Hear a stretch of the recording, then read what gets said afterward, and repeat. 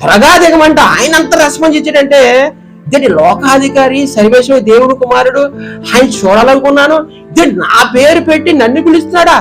ఆయన ఏం చెప్పాడు, రిసీవింగ్ చూడండి ఏమన్నాడు చూడండి. అతను కూడా అలా దిగాడంట. ఇంత త్వరగా దిగమంటే అతను ఏం చేశాడు, త్వరగా దిగి ఎంత సంతోషం అంటే ఎంత సంతోషం మీరు ఫీల్ అవ్వాలండి. యేసుక్రీస్తుని సంపాదించుకున్నాం, యేసుక్రీస్తుని ఇంట్లోకి వచ్చాడంటే ఎంత ఆనందం, సంతోషం. ఎంత సంతోషం ఉండాలంటే లోకాధికారి నిన్ను తీసుకెళ్లేవాడు, పరలోకాన్ని తీసుకెళ్లేవాడు, నీ కోసం రక్తం కాల్చినవాడు, నీ పాపాలను క్షమించేవాడు. అలాంటి ఆయన నువ్వు నమ్ముకున్నప్పుడు ఇంటికి వస్తాను అంటే ఎంత సంతోషం అండి. చూడండి చక్కి ఎంత ఫీల్ అయ్యాడంటే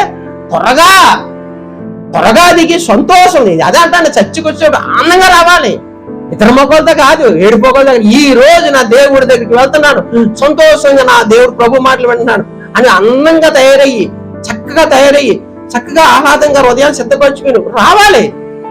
ఎంత సంతోషం. చక్క చూడండి పిల్లగానే త్వరగా దిగిపోయి సంతోషంతో మరి ప్రభు నమ్ముకుని ఉంటే నీ ఇల్లు సంతోషంగా ఉండాలి, నీ ఒళ్ళు సంతోషంగా ఉండాలి, నువ్వు సంతోషంగా ఉండాలి, నీ కుటుంబం సంతోషంగా ఉండాలి. ఎంత బాగుందని మాటలు పాతయే, కానీ ఇందులో కొత్తదనం ఉంది. ఒక్కటే ప్రసంగం చెప్పాడా యేసుప్రభు అంటే ఏం చెప్పలేదు. అదే అన్నాడు, యేసుప్రభు నీలో నిజంగా వస్తే నీ ఇంటికి వచ్చినా నీ హృదయంలోకి వచ్చినా చేంజ్ అయిపోతావు. అదే దానికి నిదర్శనం. నువ్వు చేంజ్ అయిపోయావు అని చెప్పేసి ఆ క్రియలు చెప్తాయి. అబ్రహాము అని పేరు పెట్టుకున్నంతలోని, ఇస్సాకు అని పేరు పెట్టుకున్నట్లోని, యాకోబు అని పేరు పెట్టుకున్నంతలో, యేసుక్రీస్తు అని పేరు పెట్టుకుంటే బతకాలండి, బ్రతికి చూపించాలి, ఛాలెంజ్ గా బతకాలి. ఆ పేరుని బట్టి పేరు తగ్గ జీవితం ఉండాలి. రెబ్కా అని పెట్టుకుంటావు, ఎస్తేర్ అని పెట్టుకుంటావు. మరి రెబ్కాలా ఎందుకు ఉంటుంది, ఎస్తేర్లో ఎందుకు ఉండలేదు? ఇది చూడు, మరి చక్కియా ఏం పేరు లేదు, అయినప్పటికీ కూడా చక్కగా బ్రతికాడు అన్నాడు. అదే అన్నది ఇతని వల్ల ఏమొచ్చింది, యేసుక్రీస్తు చేర్చుకుంటే అతను ఏమొచ్చింది, రక్షణ.